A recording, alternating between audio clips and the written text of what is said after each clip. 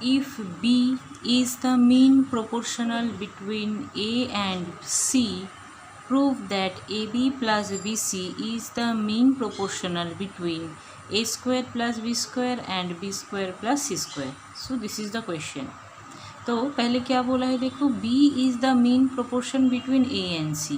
अभी mean proportion का मतलब क्या होता है, अगर A by B equal to B by C, मतलब ए बी सी अगर कॉन्टिन्यूड प्रोपोर्शन में रहता है, कंटिन्यूड प्रोपोर्शन में रहता है, तो हम बोलते हैं B is mean proportional between A and C.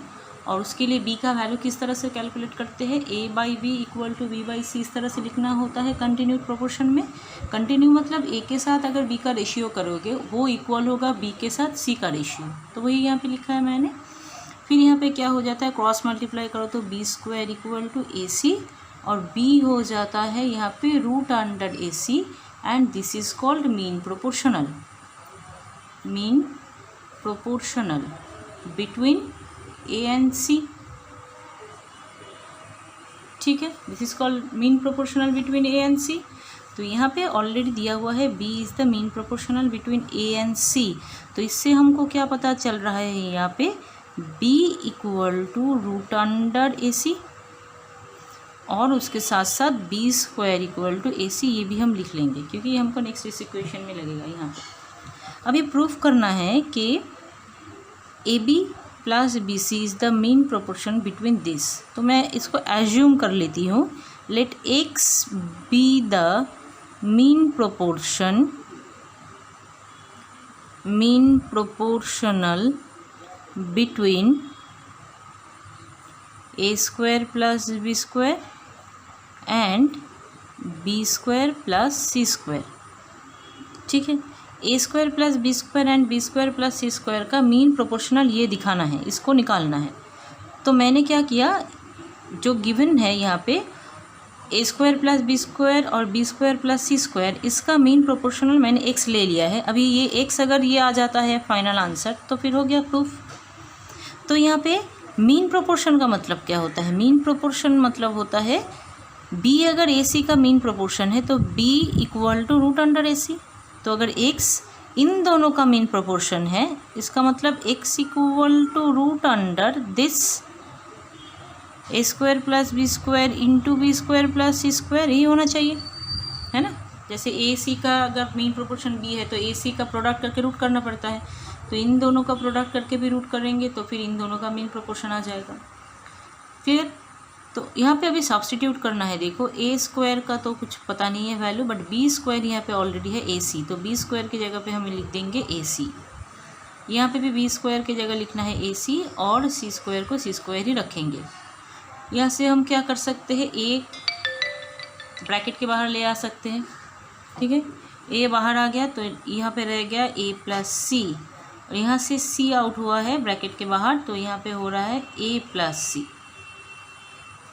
ठीक है, अभी देखो रूट के अंदर प्रोडक्ट फॉर्म में सेम दो बार है, ए प्लस सी इंटू ए प्लस सी, तो रूट के बाहर एक बार आ जाएगा ए प्लस सी, और रूट के अंदर क्या रह गया यहाँ पे ए इंटू यहाँ पे सी.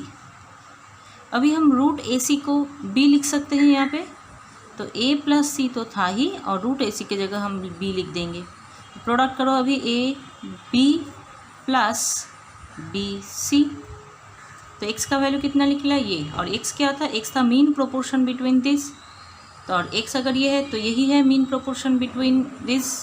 Okay, therefore a B plus B c is the mean proportion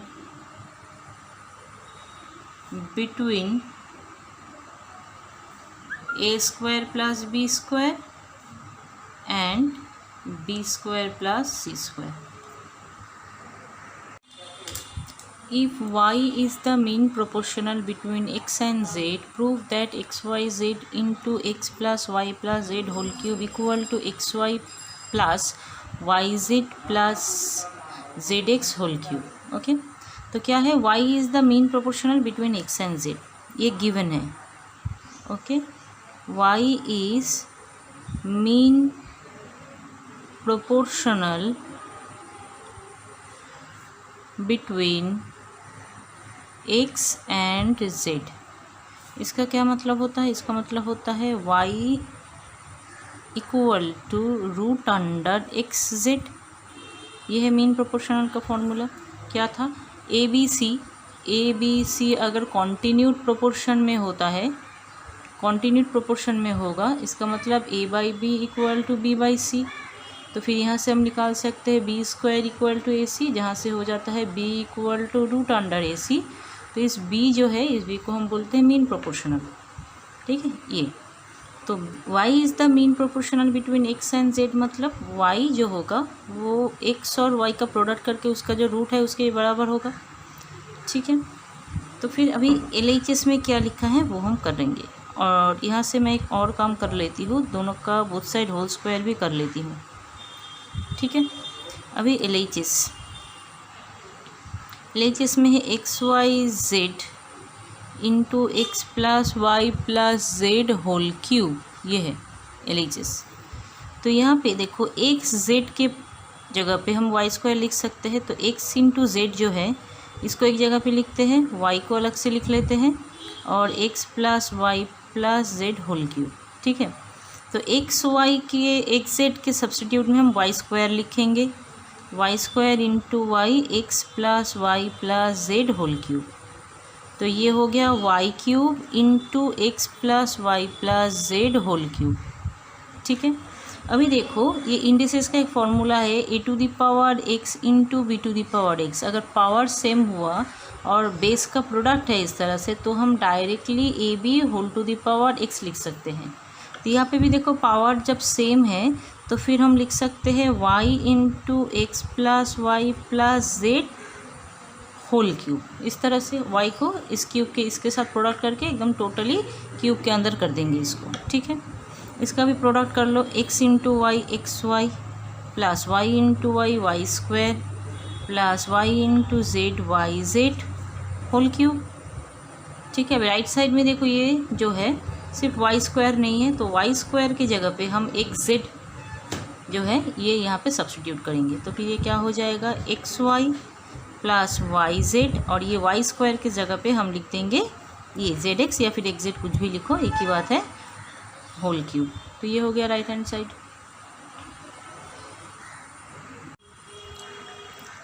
if X Y Z are in continued proportion prove that X plus Y whole square upon Y plus Z whole square equal to X upon Z. तो x Y Z continued proportion में है, ये given है। ठीक है, given x y z are in continued proportion। ठीक है, ये गिवन है। इसका क्या मतलब होता है?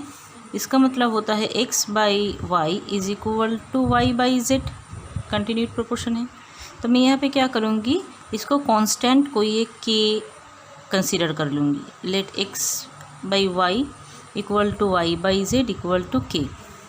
तो फिर यहाँ से हम क्या करेंगे, देखो y का वैल्यू निकलेगा z के, ठीक है, और x का वैल्यू निकलेगा y के, y इंटू के। अभी y की जगह पे मैं z के लिख सकती हूँ यहाँ पे, तो y के यहाँ पे मैं z के लिख देती हूँ इंटू के, दैट इज जेड के स्क्वायर। ठीक है, अभी इसको प्रूफ करना है, तो LHS में हम क्या करेंगे, जो गिवन है उसको पहले लिखेंगे, x plus Y whole square upon Y plus Z whole square. अभी x की जगह पे हम क्या लिखेंगे, जेड के स्क्वायर, और y की जगह लिखेंगे जेड के होल स्क्वायर। y की जगह पे लिखेंगे जेड के, और z की जगह तो z ही है, कुछ है नहीं और। ठीक है, तो यहाँ पे क्या होगा, देखो सेकंड ब्रैकेट में हम यहाँ से z कॉमन लेंगे और k कॉमन लेंगे, तो यह रह जाएगा k प्लस वन पूरा का होल स्क्वायर, और यहाँ से सिर्फ ब्रैकेट में z कॉमन ले सकते हैं, तो फिर k plus one whole square. जो इवेलुएट करेगा जेड स्क्वायर के स्क्वायर, ये होल स्क्वायर से निकलेगा बाहर, z square k square k plus one whole square upon, यहाँ पे भी होगा जेड स्क्वायर और k plus one whole square. तो जेड स्क्वायर कैंसिल, और ये भी कैंसिल हो जाता है, तो हो गया k स्क्वायर। ये हो गया LHS। अभी हम करेंगे RHS। RHS में क्या है, x बाई जेड। x का वैल्यू क्या है, x का वैल्यू है ZK² और डिनोमिनेटर में है z। ये z और z कैंसिल हो गया तो फिर हो गया K²। तो देखो LHS भी K², RHS भी K², therefore LHS is equal to RHS proved. मतलब जो प्रूफ करने के लिए बोला था दोनों को इक्वल है या नहीं वो प्रूफ कर दिया यहाँ पे। If A, B, C are in continued proportion, prove that PA² plus QAB plus RB² upon PB² plus QBC plus RC² equal to A by C। Okay, तो गिवन है A B C are in continued proportion, तो उससे हम क्या लिख सकते हैं, A by B equal to B by C. Continued proportion का मतलब यही होता है कि ए के साथ बी का ratio is equal to b के साथ सी का रेशियो, इसके बाद अगर डी रहता तो सी के साथ डी का रेशियो, ये सारे के सारे इक्वल होते। ठीक है, तो इस हिसाब से मैंने लिखा है। और यहाँ पे मैं क्या करूँगी, इक्वल टू के कर लूँगी, इसको एक कांस्टेंट कंसीडर कर लूँगी, क्योंकि दो सेम है और सेम जो होगा वो कोई ना कोई कांस्टेंट वैल्यू होगा। इस कांस्टेंट को मैंने के ले लिया। तो यहाँ से मैं लिख सकती हूँ, देखो b का वैल्यू c इंटू के, सी के, और a का वैल्यू मैं लिख सकती हूँ b इंटू के। अभी b के जगह पे मैं सब्स्टिट्यूट कर दूँगी सी के और यहाँ पे एक k ऑलरेडी था तो ये हो गया CK²। तो a का वैल्यू हो जाता है CK², b का वैल्यू हो जाता है CK।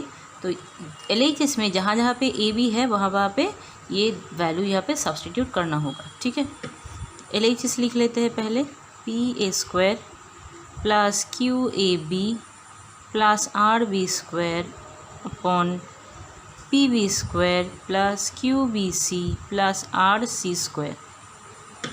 तो यहाँ पे हम क्या करेंगे, P तो एज इट इज़ रखेंगे और जो A² है, A का वैल्यू है CK², तो CK² A का वैल्यू उसका होल स्क्वायर कर देंगे, प्लस Q इंटू A का वैल्यू है CK² इंटू B का वैल्यू है CK, plus R into B² का वैल्यू है CK का होल स्क्वायर। डिनोमिनेटर में क्या होगा, P इंटू B² का वैल्यू है CK, तो CK whole square, plus Q into B है CK into C plus R और C²। इसका कैलकुलेशन करेंगे यहाँ पे, P C² K² whole square is K to the power 4 plus Q C into C² K² into K³ plus R C² K²। ये हो गया numerator portion. Denominator P C² K² plus Q C² K plus R C²। ठीक है, अभी numerator में common क्या जा रहा है, देखो यहाँ से मैं C² और K² को बाहर करूँगी, C² और K² को आउट कर दूंगी ब्रैकेट से, तो फिर यहाँ पे C² और K² चले जाने से हो रह जाएगा PK² और यहाँ पे रह जाएगा QK और यहाँ पे सिर्फ रह जाएगा R। ठीक है, डिनोमिनेटर में देखो यहाँ पे C² K कॉमन जाएगा बाहर, C² K जाने से यहाँ पे रह जाएगा PK, नहीं K तो कॉमन नहीं जाएगा क्योंकि यहाँ पे K नहीं है, तो फिर सिर्फ C² गया, तो यहाँ पे हो गया PK², यहाँ पे हो जाता है QK और यहाँ पे हो जाता है R। ठीक है, तो अभी ये और ये कैंसिल हो गया, C² कैंसिल हो जाने से इसका LHS का वैल्यू आ गया मेरा K²। अभी हम करेंगे RHS में है A/C, A का वैल्यू कितना है CK² और C तो C है सिर्फ, ये कैंसिल हो गया। ठीक है, तो फिर K² रह गया। तो देखो LHS का जो था ये, इसका भी वैल्यू है K² और RHS जो था उसका भी वैल्यू है K²। That means LHS is equal to RHS। इसी को प्रूफ करना था यहाँ पे कि ये दो सेम है, तो प्रूव कर दिया यहाँ पे। If A B C are in continued proportion prove that A plus B plus C into A minus B plus C is equal to A square plus B square plus C square. तो अभी given है A B C are in continued proportion, ये given है। तो A B C continued proportion मतलब क्या होता है, A by B equal to B by C, दोनों रेशियो सेम होगा। और जो सेम रेशियो है उसको मैं कोई भी एक कांस्टेंट के ले लेती हूँ यहाँ पे, ठीक है, इसको के कंसीडर कर लिया। तो यहाँ से मैं लिख सकती हूँ b equal to c k and a equal to b into k, जहाँ पे b का वैल्यू मैं यहाँ पे c के सब्सटीट्यूट कर दूँगी b के जगह पे, ठीक है। तो c के इंटू के हो जाता है c के स्क्वायर। ओके, अभी LHS लेफ्ट साइड में क्या है, a प्लस बी प्लस सी और यहाँ पे है a माइनस बी प्लस सी। तो a के जगह पे हम क्या लिखेंगे, यहाँ पे a के जगह पे हम लिखेंगे c के स्क्वायर और b के जगह पे लिखेंगे c के। a के जगह पे लिख देते हैं c के स्क्वायर, b के जगह पे c के, और c तो सिर्फ c ही है। यहाँ पे भी c के स्क्वायर माइनस c के प्लस c। तो बोथ साइड यहाँ पे जो प्रोडक्ट फॉर्म है इस दोनों में से यहाँ पे कॉमन जाएगा c, रह जाएगा के स्क्वायर प्लस के प्लस 1, और यहाँ पे c कॉमन जाएगा तो रह जाएगा के स्क्वायर माइनस के प्लस 1। फिर क्या करेंगे, देखो यहाँ पे c इंटू सी ये हो गया c स्क्वायर, लेकिन ये दो अलग अलग आए हैं। दोनों में अलग क्या है, सिर्फ ये वाला पोर्शन अलग है। तो फिर यहाँ पे देखो एक प्रोसेस मुझको करना है, हम क्या करेंगे, के स्क्वायर प्लस 1 जो सेम है, के स्क्वायर प्लस 1 यहाँ पे भी सेम है, के स्क्वायर प्लस 1 यहाँ पे भी सेम है। तो इन दोनों को एक जगह पे रखेंगे और प्लस के को बाद में लिखेंगे फर्स्ट पार्ट में। सेकंड पार्ट में भी प्रोडक्ट करके क्या करेंगे, के स्क्वायर प्लस 1 को एक जगह पे लिखेंगे और जो अलग है माइनस के उसको बाद में लिखेंगे, ठीक है। तो इसका एवेल्यूएशन क्या होगा, देखो इसको अगर मैं a कंसीडर करूँगी और इसको b कंसीडर करूँगी तो यहाँ पे सेम है, ये a और ये b। यहाँ पे एक फॉर्मूला बन रहा है a plus b into A minus b. तो ये होता है किसका formula, square minus b square. तो मेरा a मैंने इसको कंसीडर किया है, तो ए स्क्वायर माइनस बी स्क्वायर, ठीक है। तो फिर सी स्क्वायर तो था यहाँ पे, इसको a प्लस बी का होल स्क्वायर यूज़ करेंगे फॉर्मूला यहाँ पे। a square that is a होता है के स्क्वायर उसका whole square plus 2 into A into B plus B square, और यहाँ पे है माइनस के स्क्वायर, ठीक है। तो फिर सी स्क्वायर को उसी तरह से रखेंगे और यहाँ पे क्या हो जाएगा, देखो के टू द पावर 4 प्लस 2 के स्क्वायर प्लस 1 माइनस के स्क्वायर। तो यहाँ पे हो जाता है सी स्क्वायर इंटू के टू द पावर 4, यहाँ पे 2 के स्क्वायर, यहाँ पे माइनस के स्क्वायर। तो ये कैलकुलेशन करने से हो जाएगा प्लस के स्क्वायर और प्लस 1। ये हो गया LHS। अभी करेंगे RHS। RHS में क्या है, A square plus B square plus C square. तो ए स्क्वायर का वैल्यू कितना है, ए स्क्वायर का वैल्यू है सी के स्क्वायर, तो सी के स्क्वायर का होल स्क्वायर हो जाएगा। फिर बी स्क्वायर, बी का वैल्यू है सी के, तो फिर सी के का होल स्क्वायर हो गया यहाँ पे, और ये है सी स्क्वायर। तो ये हो जाता है सी स्क्वायर के टू द पावर 4, ये हो जाता है सी स्क्वायर के स्क्वायर, ये हो जाता है सी स्क्वायर। नेक्स्ट स्टेप में क्या होगा, सी स्क्वायर कॉमन ले लेंगे यहाँ पे, तो हो जाएगा के टू द पावर 4 प्लस के स्क्वायर प्लस 1। देखो अभी यहाँ पे LHS जो आया है RHS भी वही आया है, देयरफॉर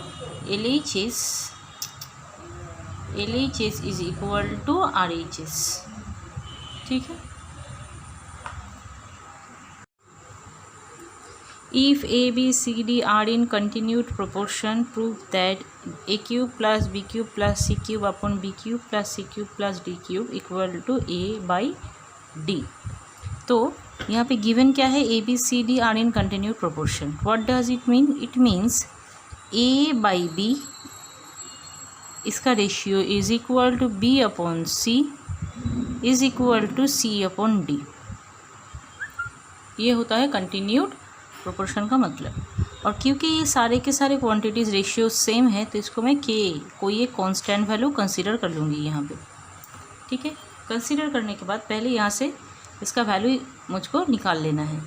तो फिर यहाँ पे देखो सी का वैल्यू कितना हो जाता है डी के, डी का वैल्यू कितना होता है सी इंटू के, है ना। तो यहाँ पे मैं क्या करूँगी, देखो सी के जगह पे डी के लिख दूँगी, क्योंकि सी का वैल्यू है डी के इंटू के, दैट इज़ डी के स्क्वायर। और फिर ए का वैल्यू निकालना है, ए इक्वल टू बी इंटू के। अभी देखो बी का वैल्यू है डी के स्क्वायर, तो यहाँ पे भी बी का वैल्यू मैं लिख दूँगी डी के स्क्वायर, और के तो के है यहाँ पे, तो फिर हो गया डी के क्यूब। तो इस इक्वेशन में LHS और RHS दोनों जगह पे ही ए का वैल्यू डी के क्यूब, बी का वैल्यू डी के स्क्वायर, सी का वैल्यू डी के, और डी सिंपली डी रहेगा। इस तरह से इसको करना है। तो पहले LHS करेंगे हम। LHS में क्या है, A cube plus B cube plus C cube upon B cube plus C cube plus D cube, ये है LHS में। तो ए क्यूब की जगह पे हम लिखेंगे डी के क्यूब, ठीक है, और इसका होल क्यूब है ए क्यूब, तो फिर इसका भी होल क्यूब होगा। बी के जगह पे क्या लिखेंगे, डी के स्क्वायर, और फिर उसका भी होल क्यूब। सी के जगह पे लिखेंगे डी के और उसका whole cube upon B cube, b के जगह पे लिखेंगे डी के स्क्वायर, उसका होल क्यूब, प्लस सी के जगह पे लिखेंगे डी के होल क्यूब, और डी क्यूब तो सिंपली डी क्यूब ही रहेगा। इसका कैलकुलेशन करो अभी, डी क्यूब और k to the power 9 plus D cube k to the power 2 into 3 6, फिर d cube k cube upon d cube k 6, मतलब के टू द पावर 6, फिर डी क्यूब के क्यूब, और d cube यहाँ पे हो जाएगा। तो न्यूमरेटर में हम कॉमन ले लेंगे D cube k cube bracket के बाहर। तो यहाँ पे डी क्यूब ले लिया, के क्यूब ले लिया, तो रह गया k to the power 6 plus D cube ले लिया, यहाँ से के क्यूब लिया है तो यहाँ पे रह जाएगा के क्यूब, और यहाँ पे दोनों ही ले लिया है, फिर रह जाएगा 1। डिनोमिनेटर में सिर्फ डी क्यूब कॉमन जाएगा यहाँ पे, तो फिर रह जाएगा के टू द पावर 6 प्लस के क्यूब प्लस 1, ये और ये कैंसिल हो गया, डी क्यूब कैंसिल होने से यहाँ पे हो गया के क्यूब। ये हो गया हमारा LHS, ठीक है। अभी RHS करेंगे। RHS क्या है, सिंपल है बहुत ही, a बाई डी, ए का वैल्यू है डी के क्यूब, और डिनोमिनेटर में डी, ये कैंसिल हो जाने से हो गया के क्यूब। तो LHS का वैल्यू भी है के क्यूब, RHS का वैल्यू भी है के क्यूब, तो फिर ये दो सेम हो गया, that is LHS is equal to RHS proved.